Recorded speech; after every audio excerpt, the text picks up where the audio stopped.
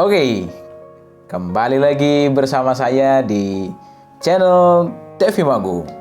Ya, video kali ini berkaitan dengan edukasi, yaitu menjelas salah satu materi di kelas 10, yaitu di bab 1.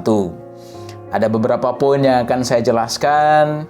Ya, saya mohon anak-anak untuk mempersiapkan atau mendengarkan apa yang saya jelaskan, sehingga nanti apa yang saya jelaskan di materi ini akan anak-anak bisa mengerti, bisa paham, sehingga nanti bisa terrealisasi dalam kehidupan masyarakat, dan tentunya nanti ulangan akan mendapatkan nilai yang bagus seperti itu ya. Simak baik-baik video yang saya akan jelaskan materi ini. Simak baik-baik.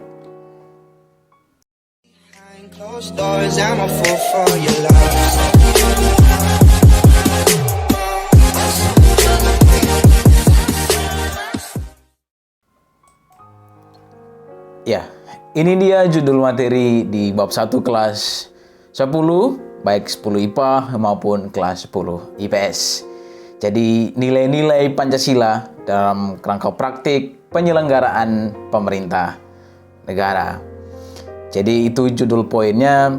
Saya akan membahas salah satu dari poin materi ini di video yang kali ini. Ya. Pertama-tama kita harus tahu dulu bahwa dalam suatu negara memiliki sistem pemerintahannya. Ya, dalam suatu negara memiliki sistem pemerintahannya, yang dimana sistem itu adalah bagaimana mengatur atau cara dalam suatu negara dalam mengatur semua berkaitan dengan pemerintahannya. Jadi setiap negara itu memiliki cara sendiri dalam mengatur pemerintahannya, dalam mengatur proses penyelenggaraan dalam sebuah pemerintah.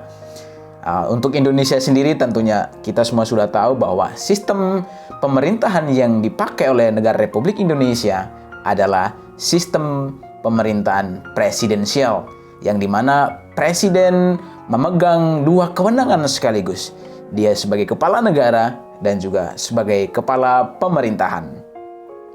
Ya, lalu yang berikutnya akan saya jelaskan bahwa dalam suatu negara, dalam sebuah negara ada dua pemerintahan. Ya, atau dikenal dua pemerintahan seperti itu ya. Yang pertama, pemerintah pusat. Nah, kalau ini kan anak-anak sudah tahu. Ya, pemerintah pusat berarti ya yang berada di ibu kota negara gitu ya. Mungkin yang selalu kita nonton TV, bagaimana pemerintah memberikan berbagai informasi, membuat sebuah kebijakan untuk negara Republik Indonesia. Jadi pemerintah pusat yang dimaksud di sini adalah bagaimana Presiden Republik Indonesia atau sekarang Joko Widodo nanti, dan juga ada wakil Pak Kiai Ma'ruf Amin dan juga para jajarannya. Itu merupakan pemerintah pusat, termasuk menteri-menteri juga merupakan pemerintah pusat. Nah, kita juga memiliki pemerintah daerah. Nah, pemerintah daerah ini adalah merupakan pemerintah daerah otonom yang memang sudah dibagi-bagi per provinsi, dan juga di dalam provinsi itu sendiri juga memiliki kabupaten atau kota. Nah, jadi seperti itu anak-anak semuanya. Jadi di Indonesia ini ada dua pemerintahan, yaitu pemerintahan pusat dan pemerintahan daerah. Seperti itu. Lalu juga dalam sebuah negara ya, ada kekuasaan yang terdapat di dalamnya.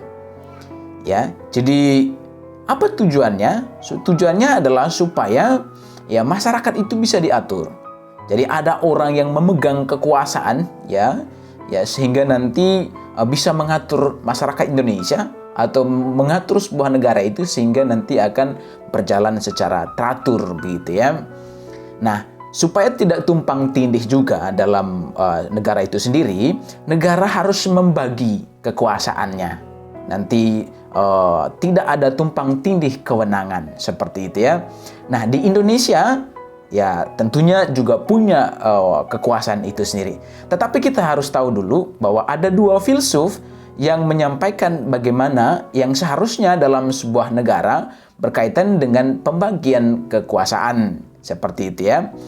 Yang pertama adalah ya tentunya sudah tahu, yaitu John Locke, filsuf John Locke ini. Jadi menurut John Locke, bahwa dalam sebuah negara, kekuasaan itu dibagi menjadi 3 bagian.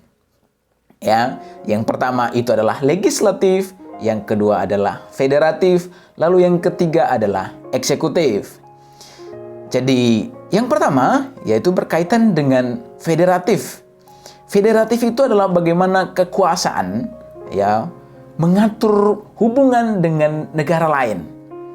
Jadi kekuasaan ini memang dikhususkan untuk bagaimana negara tersebut berhubungan dengan negara yang lain seperti itu. Entah itu berkaitan dengan perjanjian internasional, perjanjian dengan negara lain di dalam bidang ekonomi, kesehatan, pendidikan, dan lain sebagainya. Tujuannya adalah untuk apa? Tentunya untuk mensejahterakan masyarakat yang ada di dalam negara tersebut, begitu ya. Itu yang pertama menurut John Locke. Lalu yang kedua, dalam suatu negara itu ada kekuasaan legislatif. Nah, legislatif ini ya, kekuasaan ini hanya untuk membuat undang-undang. Jadi aturan atau undang-undang yang ada di dalam negara tersebut dibuat oleh lembaga legislatif seperti itu. Lalu ya, menurut John Locke juga ada juga eksekutif yang ada di dalamnya.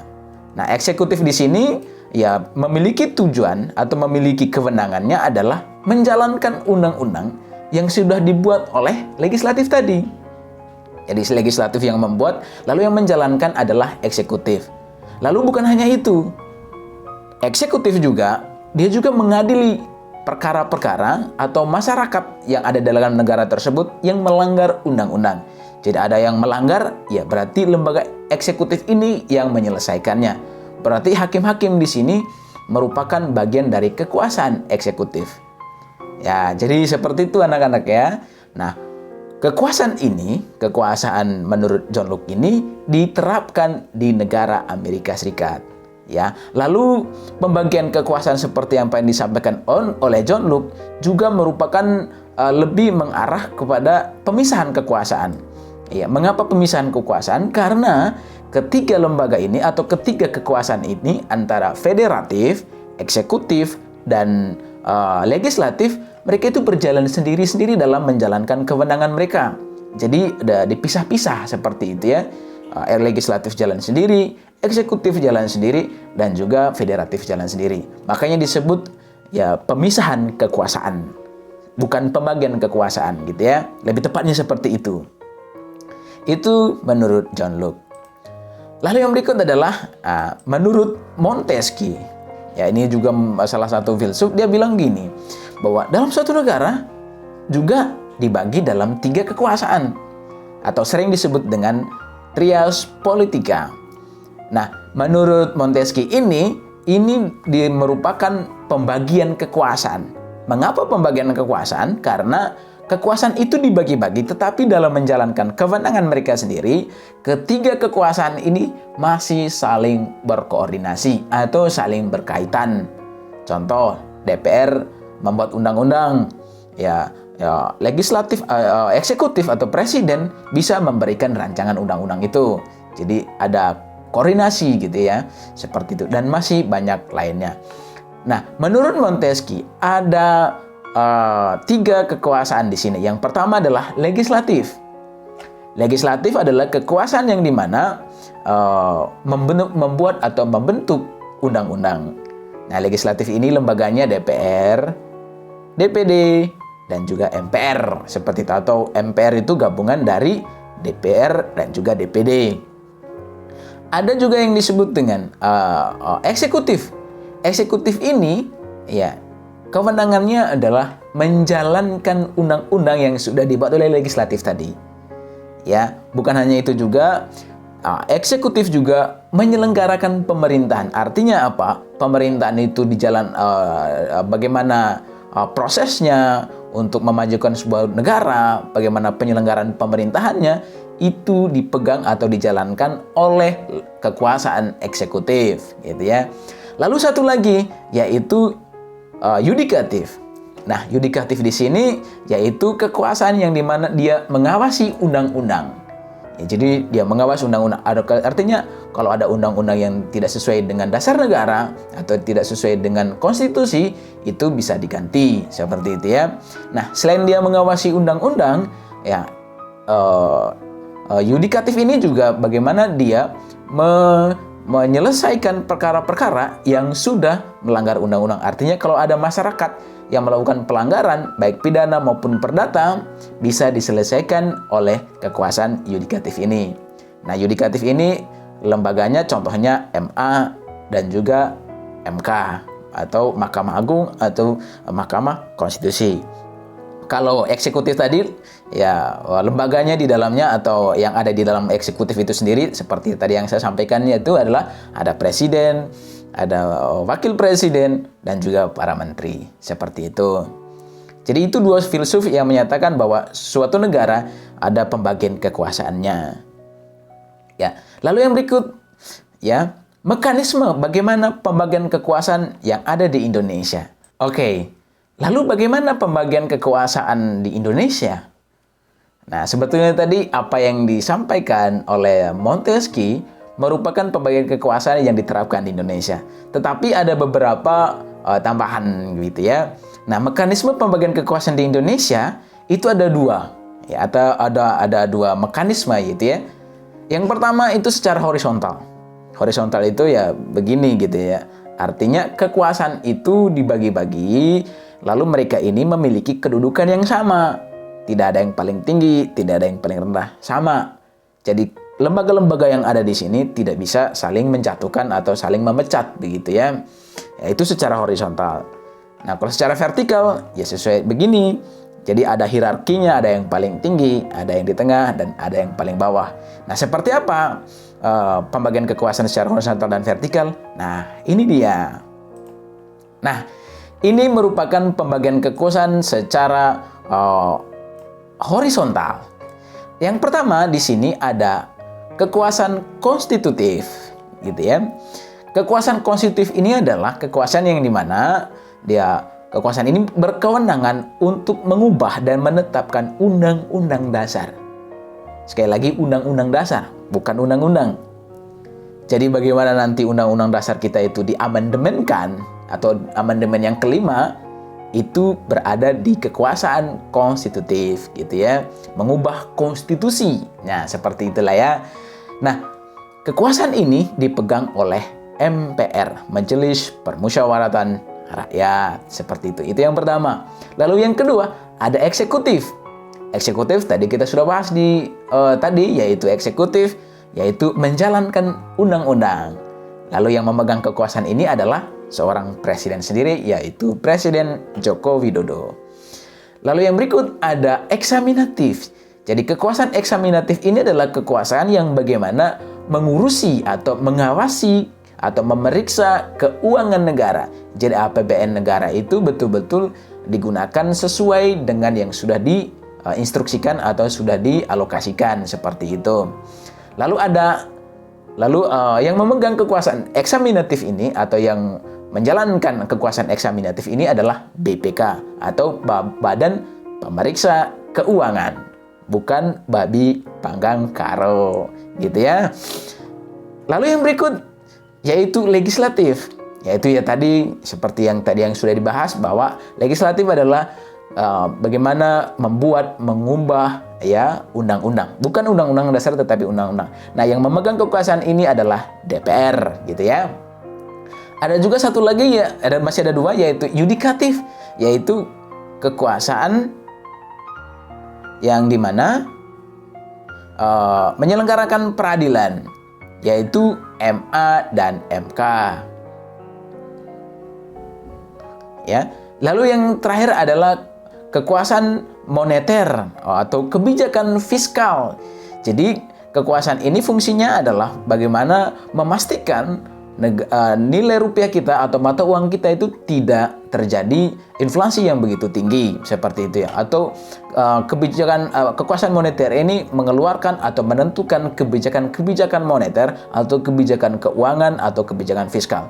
Ya, seperti yang kita ketahui sekarang ada uang yang baru gitu ya, atau modelnya baru sekarang. Nah, ini adalah yang berkewenangan untuk mengubah atau membuat kebijakan tersebut. Nah, moneter ini dipegang oleh Bank Indonesia atau disingkat BI. Seperti itu ya, anak-anak, untuk pembagian kekuasaan secara horizontal. Lalu yang berikutnya adalah bagaimana kekuasaan secara vertikal. Nah, tadi yang kita sudah sampaikan adalah secara vertikalnya, horizontal. Nah, sekarang secara vertikal. Nah, bagaimana secara vertikal? Nah, seperti yang kita sudah tadi yang bahas bahwa secara vertikal itu adalah kekuasaan itu dibagi berdasarkan ada yang paling tinggi, ada yang rendah, ada seperti itu ya. Maka di Indonesia seperti ada pemerintah pusatnya, ada juga pemerintah daerah gitu ya. Jadi yang paling tinggi ya tentunya pemerintah pusat, yang paling rendah tentunya ada pemerintah daerah, kabupaten atau kota. Seperti itu. Lalu bagaimana proses pembagian kekuasaan mereka di sini? Nah, ini dia. Nah, pembagian kekuasaan secara vertikal itu dilakukan dengan konsep desentralisasi. Nah, jadi pemerintah pusat memberikan kewenangannya atau sebagian kewenangannya itu kepada pemerintah daerah. Ya, supaya apa? Ya supaya pemerintah itu meringankan pekerjaan yang dipunyai oleh pemerintah pusat.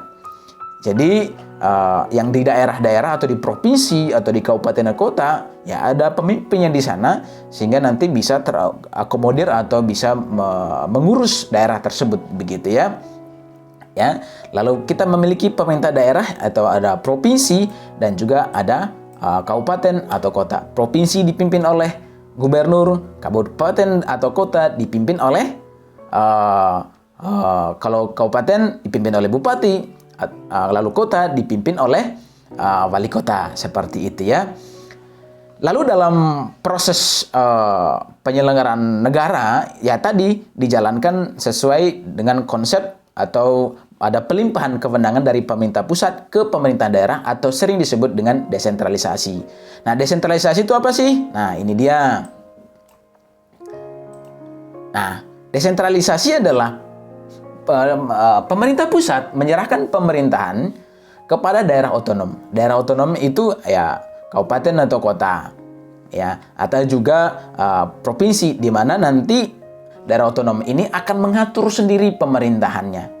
Jadi ada beberapa kewenangan atau ada beberapa urusan yang dimana pemerintah daerah itu mengurus sendiri bagaimana proses penyelenggaraannya, seperti itu ya. Namun tidak semua kewenangan itu diberikan kepada kabupaten kota atau ke daerah otonom begitu ya. Ada beberapa yang tidak bisa diberikan kepada daerah otonom. Nah, ini dia yang dimana kewenangan pemerintah pusat yang tidak bisa diberikan kepada daerah. Ya, takutnya nanti akan muncul separatisme atau akan muncul kekuatan tersendiri daerah-daerah tersebut gitu ya. Makanya ada 6 hal ini yang tidak bisa diberikan kepada daerah. Jadi 6 hal ini itu merupakan urusan pemerintah pusat. Jadi harus diurus atau diatur oleh pemerintah pusat sendiri. Apa saja 6 hal ini? Yang pertama adalah politik luar negeri, yaitu bagaimana negara bekerjasama dengan negara lain, bekerjasama dengan organisasi internasional atau bekerjasama dengan perusahaan-perusahaan asing, seperti itu ya. Lalu pertahanan juga ya, jadi berkaitan dengan pertahanan itu diatur oleh pemerintah pusat ya. Jadi daerah itu tidak memiliki kekuatan tersendiri atau pertahanan sendiri, nanti akan bentrok gitu ya. Jadi semuanya diatur oleh pemerintah pusat. Selain pertahanan, keamanan juga. Jadi daerah itu tidak memiliki polisi sendiri. Jadi kepolisian itu sudah atau keamanan diatur oleh pemerintah pusat. Dulu yang berikutnya yang keempat adalah justisi. Justisi di sini adalah berkaitan dengan hukum, pengadilan dan lain semuanya, ya dan lain sebagainya itu diatur oleh pemerintah pusat atau ada lembaga khususnya. Di daerah itu ya sudah ada atau dari pusat begitu ya. Lalu ada kebijakan moneter dan fiskal atau berkaitan dengan pembayaran gitu ya atau uang gitu ya. Jadi itu semuanya diatur oleh pemerintah pusat, tadi dipegang oleh Bank Indonesia. Jadi yang diberlaku dalam suatu negara itu hanya mata uang secara keseluruhan atau di Indonesia adalah rupiah itu sendiri. Lalu kebijakan moneter, kebijakan fiskal itu juga diatur oleh pemerintah pusat atau dari pusat begitu ya. Lalu ada juga agama. Ya, tentunya agama juga diatur oleh pemerintah pusat. Nah, Indonesia sudah mengesah 6 agama. Kristen, Katolik, Hindu, Buddha, ya, ada Konghucu begitu ya, dan juga Islam. Nah, lalu agama ini diatur oleh pemerintah pusat juga. Ya, supaya nanti di daerah itu tidak ada agama yang disahkan oleh daerah itu sendiri. Jadi nanti bakal kacau seperti itu ya. Jadi seperti itu. Nah, itulah 6 hal yang menjadi urusan pemerintah pusat yang tidak bisa diberikan kepada daerah. Ya, untuk video kali ini cukup seperti itu saja. Ya, masih ada nanti video-video lain yang saya akan jelaskan berikutnya. Ya, demikian saja dari saya. Ya, sekian dan terima kasih. Ya, mudah-mudahan apa yang saya sampaikan ya kalian bisa paham, kalian bisa mengerti, ya, sehingga nanti teman-teman atau anak-anak bisa tahu betul bagaimana yang terjadi atau apa saja yang harusnya dijalankan di Indonesia seperti itu ya. Sebagai warga negara kita harus tahu ya.